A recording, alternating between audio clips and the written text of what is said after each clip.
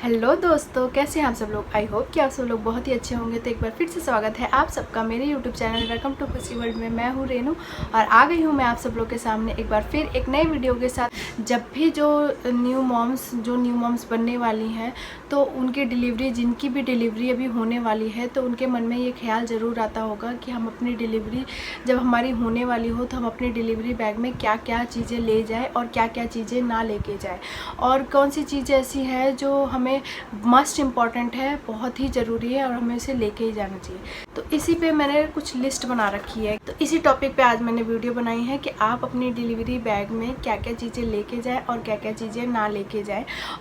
तो हर कोई हर चीज़ अफोर्ड नहीं कर सकता है, क्योंकि ऐसा होता है कि जिसका जैसा बजट होता है उसी के हिसाब से वो अपना डिलीवरी बैग पैक करता है। तो मैं भी आपको उसी के हिसाब से बताऊंगी कि एक मिडिल क्लास जो नॉर्मल इंसान होता है, बड़े लोगों के हाई फाई जो जिनका बजट ज़्यादा होता है तो वो एक्स्ट्रा चीज़ें कैरी कर सकते हैं, पर हर इंसान कैरी नहीं कर सकता।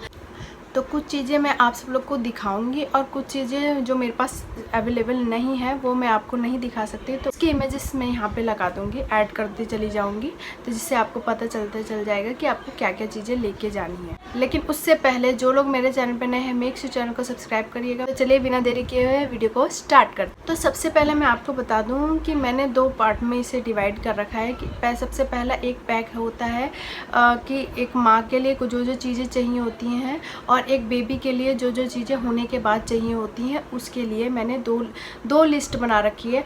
आप चाहे तो उसे सेपरेट बैग्स में रख सकते हैं, आप चाहे तो उसे एक ही बैग में रख सकते हैं। ज़रूरी नहीं है कि आप दो बैग ही ले तो ही काम चलेगा। एक बैग में भी आप सारी चीज़ें रख सकते हैं और अगर आपका बजट है तो आप दो बैगों में भी रख सकते। चलिए सबसे पहले मैं आपको माँ की वो चीज़ें बताती हूँ बहुत जो डिलीवरी बैग में आपको रखना बहुत ही ज़रूरी है। तो सबसे पहले आपको जो डिलीवरी बैग में आपके सामान लेने हैं वो है आपका इम्पॉर्टेंट डॉक्यूमेंट्स।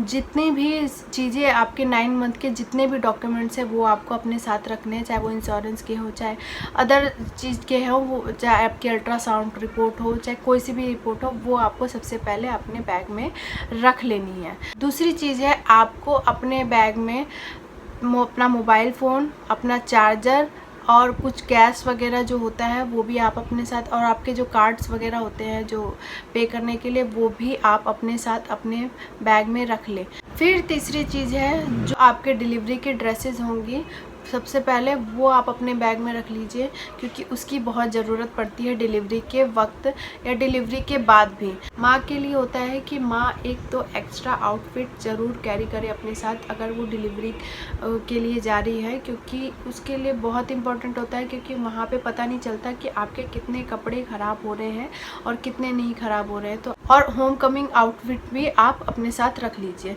बहुत ज़रूरी है ये। आपकी जो स्लीपर्स हैं, अगर आपका विंटर में हो रहा है डिलीवरी, तो आप सॉक्सेस वगैरह, कैप वगैरह सब चीज़ें रख लीजिए।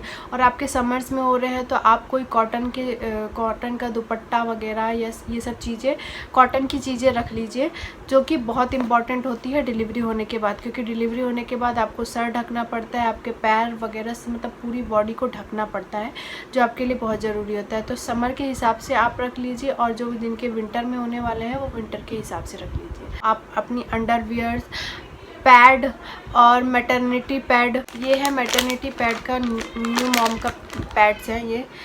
और ये मैं बताऊं, मुझे बिल्कुल भी काम नहीं आए, तो मैं आपको सजेस्ट करूंगी कि इसको बिल्कुल भी ना लें, ये किसी भी काम के नहीं है। और अभी तक ये मेरे वैसे ही के वैसे ही रखे हुए हैं, डिलीवरी के बाद भी मुझे ये किसी भी के भी काम नहीं है। इसकी जो होते हैं ना कि बीच में से ये श्रिंक करने लगता है, सिकुड़ने सा लगता है, तो इस वजह से इसको आप बिल्कुल भी ना लगे। मैं सजेस्ट करूँगी कि आप ये वाला मैटरनिटी पैड तो बिल्कुल भी ना लें, क्योंकि ये किसी की भी काम का नहीं है और ये मेरा अभी तक रखा हुआ है। अगर आपको लेना भी है तो कोई अच्छा वाला मैटरनिटी पैड लीजिए, और अगर वो नहीं अफोर्ड कर सकते तो आप सिंपल नॉर्मल कॉटन के जो पैड्स हैं वो भी ले सकते हैं। उसके अलावा आप एक्स्ट्रा एब्जॉर्ब करने वाला पैड भी रख सकते हैं, जब आपके 5-6 दिन या 3-4 दिन के बाद वो आप नॉर्मल यूज़ कर सकते हैं। लेकिन उससे पहले क्योंकि ब्लीडिंग हैवी होती है, तो उसके लिए आप थोड़ा सा बड़े पैड का यूज़ कर सकते हैं, जिसमें हैवी ब्लीडिंग आपकी ईजिली एब्जॉर्ब हो सके।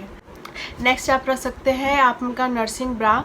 ब्रा बहुत इम्पॉर्टेंट है, तो आप अपने साथ वो रख सकते हैं। आप जो आपको कंफर्टेबल ब्रा हो आप वो रख सकते हैं, बहुत ही इम्पॉर्टेंट होती है। इसके अलावा आप चाहे तो अपने साथ अपने मोबाइल फ़ोन में म्यूज़िक रख लीजिए या कोई मैगज़ीन रख लीजिए पढ़ने के लिए। उसके अलावा आप अपने साथ अपना सोप लेके जाइए, टॉवल लेके जाइए, आपका कॉम वगैरह, और अगर आप मेकअप वगैरह करना चाहती हैं तो मेकअप वगैरह भी, हालांकि टाइम तो बिल्कुल भी नहीं मिलता और ऐसा मन भी नहीं करता है क्योंकि आपकी कंडीशन वो नहीं होती है कि आप इन सब चीज़ों में अपना टाइम लगाएं। तो इसीलिए आप कोशिश करें कि आप अपने साथ ये जो चीज़ें हैं वो अपने साथ ज़रूर लेके जाएँ, क्योंकि ये भी बहुत ज़्यादा ज़रूरी होती है। प्लस अपने साथ आप कुछ स्नैक्स वगैरह लेके जाइए, क्योंकि ऐसा होता है चाहे बिस्किट्स वगैरह या नॉर्मल कुछ भी छोटी मोटी चीज़ें अपने साथ रखिए, क्योंकि डिलीवरी हो जाने के बाद आपको बहुत जल्दी भूख लगती है, क्योंकि आपको बेबी को फीड कराना होता है, तो इससे आपको बहुत जल्दी भूख लगती है। तो आपके पास भी कुछ रहना चाहिए, ताकि आपको अगर इमरजेंसी में भूख लगे तो आप, वैसे तो हॉस्पिटल में मिलता है, लेकिन अगर आप हॉस्पिटल में मान लो कि आपको 4 बजे भूख लग गई और टाइम नहीं है उस चीज़ का, वो छोटे मोटे स्नैक्स खा के अपना काम चला सकें। और आपको जो बेबी को फीड कराना होता है तो आपको टाइम टू टाइम थोड़ा बहुत हर टाइम 2-2 घंटे पे 3-3 घंटे पे खाते ही रहना चाहिए, तो वो आपके लिए बहुत ही अच्छा होता है। इसके अलावा आप अपने साथ अपना शैम्पू कैरी कर सकती हैं, सोप वगैरह कैरी कर सकती हैं, और भी बहुत छोटी मोटी जो चीज़ें होती हैं जो आप रोज़ डेली में यूज़ करते हैं वो भी आप अपने साथ लेके जा सकती हैं। हालांकि हॉस्पिटल में होते हैं, लेकिन अगर आप अपना यूज़ करना चाहती हैं तो आप अपना भी लेके जा सकती हैं। इसके अलावा आप अपने साथ सॉफ्ट पिलो ज़रूर लेके जाएं, क्योंकि वो बहुत ही काम करता है। सॉफ्ट पिलो से ऐसा होता है कि आपको बेबी को फीड कराना होता है, तो उससे अगर आप पिलो के साथ पिलो रख के बेबी को फीड कराएंगे तो आपको बहुत ही हेल्प होगी। इससे आपके बैक में पेन बहुत ही कम होगा और आगे चल के आपको दिक्कत नहीं होगी। तो आप अपने साथ ही सॉफ्ट पिलो वगैरह लेके जाइए। इसके अलावा आप अपने साथ चाहे तो एक्स्ट्रा बैग वगैरह कैरी कर सकती हैं। एक्स्ट्रा बैग मतलब आपका एक बैग तो है, इसके अलावा भी 1-2 बैग एक्स्ट्रा ले लीजिए, कैरी कर लीजिए, क्योंकि उसकी भी ज़रूरत पड़ सकती है, हॉस्पिटल में पड़ भी जाती है। तो ये तो हो गई माँ की जो चीज़ें लगती हैं डिलीवरी के टाइम, वो आप बैग में कैरी कर सकती हैं, जितनी भी चीज़ें मैंने आप बताई। अब मैं आप सब लोग को बता रही हूँ कि बेबी के लिए क्या क्या चीज़ें चाहिए होती हैं, और आप चाहें तो दोनों को सेम बैग में ही रख सकती हैं और चाहें तो सेपरेट बैग में भी रख सकती हैं, कोई इशू नहीं है। आपके जैसा बजट हो आप उस हिसाब से अपना बैग पैक कर सकती हैं। इसके अलावा आप न्यूबॉर्न बेबी के लिए, अगर समर में बेबी हो रहा है तो आप सॉफ्ट कॉटन के कपड़े ले सकते हैं, और अगर विंटर में हो रहा है तो आप विंटर के कपड़े बेबी के लिए जो होते हैं वो आप ले सकते हैं। इसके अलावा आप home coming outfit for baby के लिए ले सकते हैं, क्योंकि वो बहुत ही ज़रूरी होता है कि अगर आपको बेबी को मतलब घर लेके आना है तो उसके लिए भी कुछ कपड़े आप अगर रखना चाहती है तो रख सकती है। इसके अलावा जो बेबी की जितनी भी चीज़ें होती है, सोप, शैम्पू, उसके डायपर, उसके नैपीज़, हैंकी, टॉवल, बेबी के लिए टॉवल, बेबी अगर विंटर में हो रहा है तो ब्लैंकेट भी ले लीजिए बेबी के लिए, क्योंकि वो भी बहुत ज़रूरी है। और अगर विंटर में हो रहा है तो बेबी के लिए हैवी सॉक्स ले लीजिएगा, ताकि बेबी के पैर गर्म रहे, बहुत ज़रूरी है। मेरा बेबी विंटर में हुआ था तो मैं ये सारी चीज़ें अपने साथ लेके गई थी। और इसके अलावा आप चाहें तो बेबी के लिए एक्स्ट्रा कपड़े कैरी कर सकती हैं, अगर आप चाहें तो। ज़रूरी नहीं होता, सबका बजट एक जैसा नहीं होता, तो आप बजट के हिसाब से ही बैग पैक करिए, क्योंकि ऐसा होता है कि आप एक्स्ट्रा चीज़ें लेके जाएंगी तो वो भी बढ़िया नहीं है। बेबी के लिए एक्स्ट्रा चीज़ें या कपड़े वगैरह ये सब चीज़ें तो लेके जा सकते हैं, लेकिन अंदर और कोई चीज़ें, फालतू की चीज़ें अपने बैग में ना डालें तो ही ज़्यादा अच्छा होगा, क्योंकि उससे क्या होता है आपका एक तो बैग भारी होता चला जाता है, और आपके लिए आप जितने दिन हॉस्पिटल में रहती हैं उतने दिन आपको डिफ़िकल्टी होती चली जाती है, क्योंकि और हाँ बेबी के लिए हाँ इतनी चीज़ें इनफ है।